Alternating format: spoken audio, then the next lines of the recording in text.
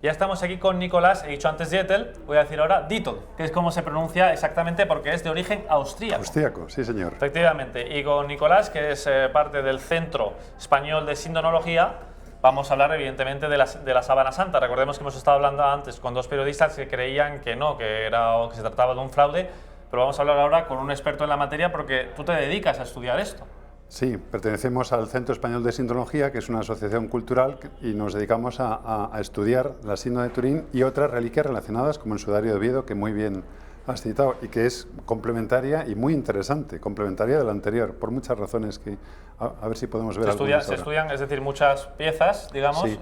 Por ejemplo, el Santo Rostro de Jaén, ya por curiosidad, yo soy de allí, ¿lo habéis visto? El Centro Español de Sindonología propiamente no. No. Se dedica a estudiar reliquias de la Pasión. No hay tantas en el mundo como la gente cree. Y sí que es verdad que sobre todo la síndrome de Turín, el sudario de Oviedo, pero también tiene mucho interés, por ejemplo, el Santo Cáliz de la Catedral de Valencia, ¿no? Completamente distinto. Pero la particularidad es que la síndrome de Turín ha sido estudiada directamente, sobre todo por norteamericanos e italianos, pero el sudario de Oviedo ha sido investigado a fondo por un equipo multidisciplinar español desde hace 30 años, que es lo peor que le puede ocurrir a una reliquia importante, que esté en España y que la hayan investigado españoles. Eso ya es lo peor. El problema, ¿no? Ese es el problema en España, ¿no? Bueno, para ir de lo general a lo particular, como dice Rafa Núñez Huesca, presentador habitual de este programa, ¿en qué momento se encuentra la investigación? ¿Qué es lo que sabemos por el momento? Y luego me dices si hay alguna novedad. La investigación ahora mismo está en descubrir, y se han ido descubriendo, repito, en estos últimos 30 años, cada vez más puntos de coincidencia entre la síndrome de Turín y el sudario de Oviedo, que son reliquias distintas, diferentes, de origen diferente, de trayectorias históricas y geográficas distintas, pero muy complementarias. Y entonces se han ido viendo en estos últimos años cada vez más puntos de coincidencia entre ellos, ¿no? Quizá el más interesante, junto a muchos puntos de heridas, por ejemplo, hay una zona de heridas de sangre vital en el sudario de Oviedo, en la zona del occipital, coinciden perfectamente con unos puntos de heridas de objetos punzantes en la misma zona de la nuca de la síndrome. Sería la corona de espinas, ¿no? Sí. Eso es, la parte posterior de la corona de espinas, heridas producidas en vida. Quizá lo más interesante sea que el sudario no muestra figura alguna, como la síndrome de Turín, que sí que muestra la figura frontal y dorsal de un hombre. No se conserva ningún tejido funerario que tenga la figura frontal y dorsal de una persona como la síndrome de Turín. El sudario no. El sudario lo que tiene es manchas sanguinolentas en una proporción de un sexto, sangre deslavada en una proporción de un sexto que procede de una persona que se ha asfixiado, de un edema de pulmón, ha encharcado los pulmones, un edema de pulmón agudo. Pues bien, las sucesivas oleadas que dicha sangre deslavada ha producido, incluso en un cadáver, porque si un cadáver que se haya muerto ahogado todavía le apretamos, pues salen líquidos por distintos orificios, en una posición con la cabeza inclinada también, han ido dejando distintas manchas en sucesivas oleadas sobre el tejido. Pues bien, estudiando los líquidos y la topografía que hay detrás de cómo se han ido formando cada una de estas manchas, esos accidentes topográficos coinciden con los accidentes topográficos que se pueden estudiar sobre la síndrome de Turín, pero por un método completamente distinto, y que hicieron los americanos en 1978 al descubrir, siendo una sábana completamente plana y bidimensional, que contenía información tridimensional. Bueno, pues esa información tridimensional revela unos accidentes topográficos en un rostro que coinciden exactamente con los mismos accidentes topográficos y medidas antropométricas, sobre el sudario de Oviedo. Y esto es muy interesante, en dos reliquias tan separadas en el tiempo, o sea, que han seguido trayectorias históricas tan separadas, ¿no? Podría ser, a lo mejor, es un velo como de cabeza, digamos, ¿no? Lo que... Sí, es un trapo soudarium. Pero sería parte digamos, de lo que se le pone una vez ya muerto, claro. Correcto. Es un paño de unos 85 por 53 centímetros, soudarium en griego, sudarium en latín, que se utilizaba pues, para secarse el sudor. Un poco más grande que los pañuelos que llevamos nosotros en el bolsillo, como este que llevo aquí, un poco más grande que este, lo llevaban tanto los judíos, por ejemplo, anudado al cuello o aquí en el cinturón, como los romanos, y que lo solían utilizar, pues, por ejemplo, para tapar el rostro de un muerto cuando la imagen podía ser imponente, ¿no? O también para recoger, en el caso de un crucificado, que, repito, incluso después de muerto todavía puede seguir manando líquidos sanguinolentos para recoger la sangre, puesto que en la cultura judía en la sangre está el alma y por lo tanto a ese muerto hay que enterrarle con todo rastro de sangre que deje. Incluso si dejaba un reguerito de una herida abierta por el camino, había que ir con una palita detrás recogiendo la arena y meter la arena y la palita en el sepulcro y lavarse muy bien las manos. Lo ves eso por esa escena de la Pasión de Cristo en la que la Virgen María, cuando una vez después de ser azotado el Señor, pues va limpiando toda esa sangre, por eso mismo que has dicho, ¿no? De que tenía un significado especial. Esa escena es muy interesante porque hoy día cuando hay un atentado en los territorios que administra el Estado de Israel y es un atentado contra judíos, pues aparecen, a veces se ven en los telediarios, a veces no, aparecen inmediatamente unos rabinos especializados en secar todas las heridas de un autobús que ha sido reventado con un montón de viajeros dentro, todas las manchas de sangre para enterrar, eso sí, vaya a saber de quiénes, y se entierran con ellos, ¿no? Y bueno, esto es lo que sabemos más o menos de que hay bastantes coincidencias entre el sudario de Turín y el de Oviedo. El tipo de sangre, por ejemplo, sangre AB. El tipo de sangre de los dos es sangre AB. Ese tipo de sangre AB es muy poco frecuente en Occidente, solamente un 3%, muy poco frecuente. Pues bien, las manchas de sangre del sudario de Oviedo y las manchas de sangre de la síndrome de Turín, las dos son del grupo AB, lo cual es una curioso, coincidencia, ¿no? bastante grande, ¿no? Bastante grande, sí. Luego te quería preguntar también, porque, bueno, informándome para hacer esta sección, he estado viendo una serie de documentales y decían que había una serie de rastros, tú me confirmarás porque estás más puesto en el tema, evidentemente, de letras que podrían ser como de identificativo de quién estaba ahí enterrado y que dice Jesús de Nazaret para identificarlo una vez que se le enterrara en el sepulcro de José de Arimatea.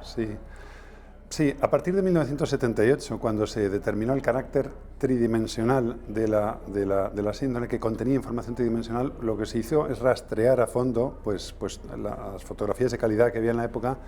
Y bueno, pues sí, hay personas que afirman haber encontrado pues dibujos de hojas de plantas o incluso inscripciones. Si tenemos en cuenta que la sepultura debió ser provisional y muy rápida, yo no creo que nadie se estuviera allí entreteniendo en colocar nada, sobre todo cuando la sentencia de muerte ya se había puesto y ya estaba clara en un trozo de madera. Por cierto, otra reliquia muy interesante, pero esa está en Roma, no está en España. Otra reliquia muy interesante que también ha sido estudiada por colaboradores. El Titulus Crucis, sí señor, que está en la Basílica de la Santa Croce en Jerusalén, en Roma. Tema muy interesante, ¿no? Entonces, a mí, yo cuando oigo hablar de esto, me recuerda un poco a los nombres de las constelaciones que han puesto las distintas civilizaciones. Y ahí se ve una osa mayor. Y por más que miras al cielo, pues vio la osa mayor el primero que le puso ese nombre. Pero yo miro el cielo en el mismo sitio y veo, me imagino otras. Sí, hombre, sí se ve muy clara. Y muchas veces sobre la síndrome, alguna vez alguien ha querido ver más cosas de las que realmente se ven. Había, ¿no? Claro, sí. de lo que había. Y bueno, yo quería aquí digamos la cuestión entre si es cierta o es un fraude está en esta prueba del carbono 14 que se hizo en el año 88. Y claro, yo te quería preguntar, porque he visto también viendo documentales y demás, he visto un grupo de investigadores americanos que decían que justo habían cogido el trozo que había sido recosido después de un incendio, claro, porque se perdió parte de y unas monjitas, imagino, pues lo recosería para completar la sábana santa. ¿Qué cierto tiene esta versión? Efectivamente, se cogieron las muestras de una esquina. El trozo es muy pequeño para no dañar. Y además estaba muy sucio y muy contaminado.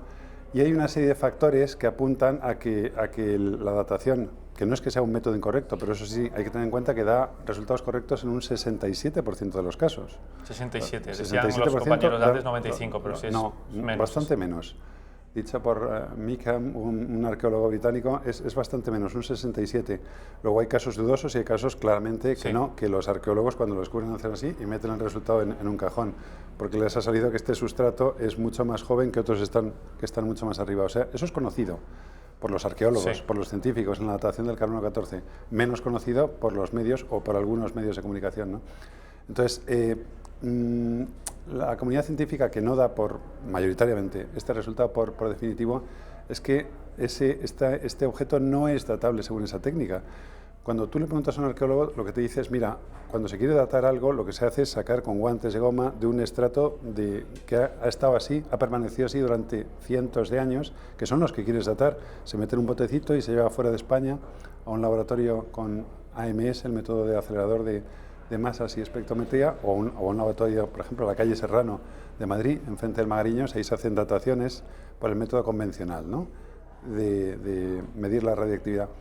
Pero un objeto que ha estado cientos de años danzando por decenas de capillas catedrales, que ha estado, como bien decías, la gente viéndolo sujeto además a 3 incendios, y que se cogen las muestras, porque este arqueólogo del 67% lo que dice es que se tendrían que haber cogido muestras de toda la sábana, pero hombre, ya hubo un momento en que la archidiócesis de Turín dijo, hombre, las pruebas científicas están muy bien y no nos oponemos, pero si pueden ser no destructivas, mejor. Claro, es que si como salga que es verdad la sábana de Jesús, claro. ¿Por qué hacemos? Eso si nos las hemos La sábana está tan contaminada que si hubiera salido del siglo I hubiera sido sospechoso ese resultado. De hecho, las dataciones en tejidos además dan muchos problemas, porque la superficie que ofrece a la contaminación con el paso de los siglos, sobre todo si no ha estado en un estrato, como digo, en relación al peso, es muy, muy grande. Y por lo tanto, limpiar y descontaminar una muestra antes de datarla, eso es muy difícil. Y ahí han podido intervenir muchos factores, ¿no?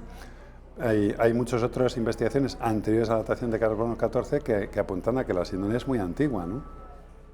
Y que te iba a decir ya por último, todavía nos quedan como 10 minutos, pero ya para ir un poco acercando poco a poco el tema, porque a mí me cuesta mucho creer que esto sea falso, viendo lo que se ha ido viendo, ¿no? De todas esas heridas, también incluso hemos visto una escultura que hicieron de lo que sería el cuerpo de Jesús, y es que es clavado a lo que relatan los evangelios, no solo en la cabeza, sino también hasta los golpes del flagelum, que dime tú si esto fuera una falsificación, sería el mejor falsificador de la historia y no solo y no en la actualidad, sino en la Edad Media, lo cual hace mucho más complicado. Sí, la síndrome presenta una serie de características, repito, características microscópicas que hacen que sea infalsificable.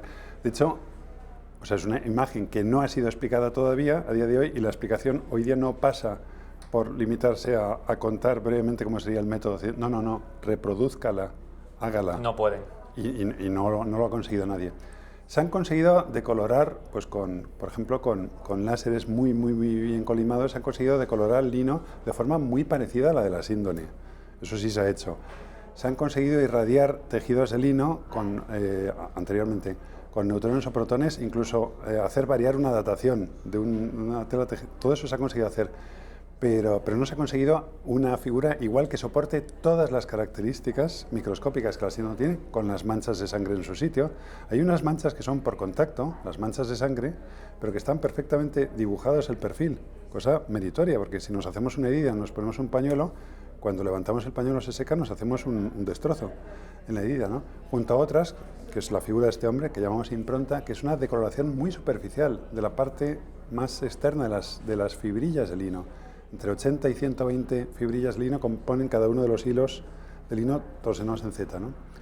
Y entonces es extraordinariamente superficial, es una decoloración producida por una oxidación, una deshidratación ácida, que lo que ha hecho es no añadir nada, sino quitar color a la parte más superficial de la fibra de lino. No hay nadie que haya sido capaz de conseguir algo así, que soporte todas estas características, ¿no? Tener en cuenta un montón de detalles de la sangre post-mortem. Aquí tiene una herida y es sangre venosa, aquí tiene otra herida, es sangre arterial. En la Edad Media no se sabía que teníamos venas y arterias, la circulación sanguínea se conoce desde el siglo XVI. Es decir, una serie de detalles dificilísimos que hubiera podido realizar ningún falsificador. Es imposible. ¿No? Nadie que conociera una crucifixión, y gracias a Dios en la Edad Moderna no se conocían. Algún falsificador hubiera seguido la tradición artística, hubiera puesto los clavos en las manos, por ejemplo. Exacto. Pues un clavo no puede estar en las manos por la atracción longitudinal tan fuerte que soporta cuando el crucificado tiene que respirar. Claro. Eso lo hemos aprendido a raíz de la sábana santa, que se ponían aquí, claro, y se te ponía en los huesos del carpo, se tienen que poner Exacto. los huesos del carpo, es una región mecánicamente muy estable. Es decir, hubiera tenido que tener en cuenta tantas cosas, con tantas técnicas, que cuando la gente elabora teorías para decir cómo se forma esta imagen única, y la atribuye a Leonardo da Vinci. Sí, eso decía el invitado. Es curioso porque la datación es muy del carbono 14, si es verdad, es unos 50 años antes de que naciera el más optimista, Leonardo da Vinci. Pero cuando tenemos algo antiguo muy misterioso, se lo atribuimos perfectamente a Leonardo da Vinci. Sí, se le atribuyen muchas cosas a Da Vinci que a saber, ¿no? A saber, y bueno, luego no lo hemos comentado tanto, pero que que todo lo que ya ha dicho, algunas cosas sí que se realizaban en la antigua, en la antigua Judea, ¿no? En Jerusalén.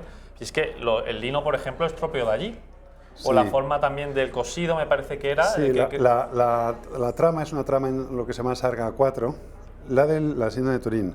La del sudario de Oviedo es tafetán. Los dos son de lino, pero tafetán. Los dos están torsionados en Z. Tú coges los hilos y los puedes torsionar en Z o en S, o sea, en un sentido o en otro, ¿no? Por ejemplo, torsionados en S era muy común en la zona de Siria, pero la torsión en Z era más común en el Imperio Romano, ¿no? Los dos son hilos torsionados en Z. Pero en la forma de tejer del sudario, por cierto, es burda, es tafetán, es decir, un ajedrez, perfectamente, mientras que la síndrome de Turín es una sarga a 4, es decir, un hilo pasa por encima de 3, por debajo de 1, por encima de 3, por debajo de 1, luego el siguiente igual, por encima de 3, por debajo de 1, ligeramente contrapeados, con lo cual de una imagen visto así a una cierta distancia, o un microscopio con pocos aumentos, parece un tarimado de madera o un parquet, ¿no? Lo que llamamos sarga 4 o cola de pescado, porque es lo que parece cuando te acercas. Bueno, era una forma de tejer curiosa, ¿no? El lino es lino mediterráneo y tiene algunas trazas de algodón, pero algodón mediterráneo. A partir de la edad moderna y posterior, cualquier tejido de algodón o que tenga algo de algodón suele ser algodón americano, que es muy distinto al algodón mediterráneo, es más un tipo de planta distinta, ¿no? Y sí, es una forma de tejer de aquella época, ¿no? Demasiadas coincidencias, ¿no? Para que tuviera en cuenta un falsificador de la Edad Media del siglo XIV. De 1260 hiciera solamente una muestra, no hiciera más y pasara la historia. Entonces, las teorías que se elaboran, de verdad, no, pues esto en realidad es una fotografía. El efecto de cuarto oscuro era conocido desde la época de los griegos. Un edificio muy pequeño en una cámara completamente negra reproduce en esta manera. Era perfectamente conocido. Pero las teorías que se han elaborado, no, esto se hizo así y solamente se hizo un objeto, requieren más fe que creer en el dogma de la Santísima Trinidad. Es que, o sea, con tal de agarrarme a esto no puede ser verdadero, porque si es verdadero es un tema muy molesto. No, es un tema molesto, ¿no? Del que depende todo, evidentemente, ¿no? No solo molesto. Como digo yo siempre, y termino muchas veces mis conferencias con esta idea, ¿no? Una frase de Francisco Ansón, de uno de sus libros, es: la sábana santa constituye un motivo de credibilidad de tal fuerza que enfrenta al que la conoce con la veracidad de la pasión, muerte y resurrección de Jesús de Nazaret, confirmando la autenticidad de los evangelios, implicando un compromiso personal con el mensaje y doctrina cristianos que se revelan verdaderos. Es decir, si estuviéramos hablando, y perdón por el ejemplo, de los calzoncillos de Tutankamón, que son el ejemplo que pongo yo siempre, estarían dobladitos en una vitrina de cristal en el Museo Británico, claro, y los turistas pasarían y decían: mira, qué curioso los calzoncillos. No lo cuestionarían. No, y seguirían tranquilamente, sin dudarlo, porque en los museos no dudamos de nada lo que veamos. Y ese día dormiríamos tan ricamente en el hotel. He visto los calzoncillos de Tutankamón, claro. Fíjate, en WhatsApp, ¿no? He visto los calzoncillos de Tutankamón y dormiríamos tan ricamente en el hotel, estamos en Londres. Pero amigo, esto se trata de, muy probablemente, como dice la tradición y apunta la ciencia, con todas las investigaciones que se han hecho, a la sábana que envolvió el cuerpo de Cristo después de muerto. Y si esto es verdad, como parece, a lo mejor es verdad el resto. Y si es verdad el resto, a lo mejor tengo que cambiar mi vida esta tarde mejor que mañana. Y eso, claro, que me golpea y me interpela. Pero eso no quiero, es más, no es de raciocinio, sino es de los calzoncillos. Hombre, claro, es que si esto es verdad, esto es muy incómodo, esto es muy molesto. A lo mejor tengo que cambiar mi vida y no estoy dispuesto. O sea, es decir, el personaje al cual remite, este es el núcleo de la cuestión, no una datación ni una técnica que ha salido mal en otras ocasiones. Las dataciones por radiocarbono han salido mal en muchos casos conocidos por los arqueólogos. Algunos se sabe por qué y otros no se ha sabido, no se ha dado hipótesis. Este es el núcleo de la cuestión, no nos engañemos. Y ya para ir terminando, ¿tú abogarías porque la Iglesia, específicamente no la diócesis de Turín, o bueno, si es que le dejan, porque no sé si esto tiene que ver más con el Papa el que decide esto, la pusiera de nuevo a que fuera datada, o si se pudiera hacer algo de otra forma para determinar su autenticidad? Sería muy interesante. De hecho, fue una de las conclusiones del primer congreso que organizamos en la Facultad de Medicina de la Universidad de Valencia. En el año 2012 organizamos un congreso que reunió durante 3 días en abril, hace 7 años, a todos los científicos vivos que han estudiado la síndrome de Turín in situ y el sudario de Oviedo, todos los del sudario de Oviedo de nuestro equipo. Y la idea es conseguir que se pudieran investigar las dos, evidentemente no sobre la misma mesa, porque a eso se opondría el Cabildo Catedralicio de Oviedo y la Archidiócesis de Turín, como es lógico, pero sí con la misma metodología, el mismo protocolo. Es decir, con las mismas técnicas modernas se puede estudiar el sudario de Oviedo en la Catedral de Oviedo sin que saliera de allí, y se puede estudiar perfectamente la síndrome de Turín en la Catedral de Turín sin que saliera de allí, y con la misma metodología, y comparar los resultados. Y a día de hoy, el equipo mejor preparado para poder llevar a cabo esa investigación es el equipo español. Entonces, evidentemente, eso tendría que dar su beneplácito el Santo Padre, como es lógico. La diócesis de Turín y su arzobispo es el custodio de la Sindone, pero en última instancia tendría que permitirlo el Papa, y en eso estamos. Lo han visto ustedes, un tema misterioso, un tema interesante que, a pesar de todos estos años de investigación, aún no se ha determinado qué pasa, pero como ven ustedes, aquí está Nicolás tan seguro de ello que estaría súper dispuesto a que esto ocurriese. Y bueno, ya para terminar, la última hora que les estaba comentando, ese aviso de bomba en la Torre Espacio de Madrid, pues se ha confirmado finalmente, la policía ha confirmado que se trata de una falsa alarma, por lo tanto no hay de qué preocuparse. Y además, para más INRI, han detectado, han identificado a la persona que ha realizado esa llamada y se está procediendo a su detención. Nicolás Dittel, encantado. Un placer tenerte aquí. Igualmente. Y gracias. Iluminarnos un poco, porque esto, pues la verdad que en muchos medios no conocidos, solo en este tiempo sale.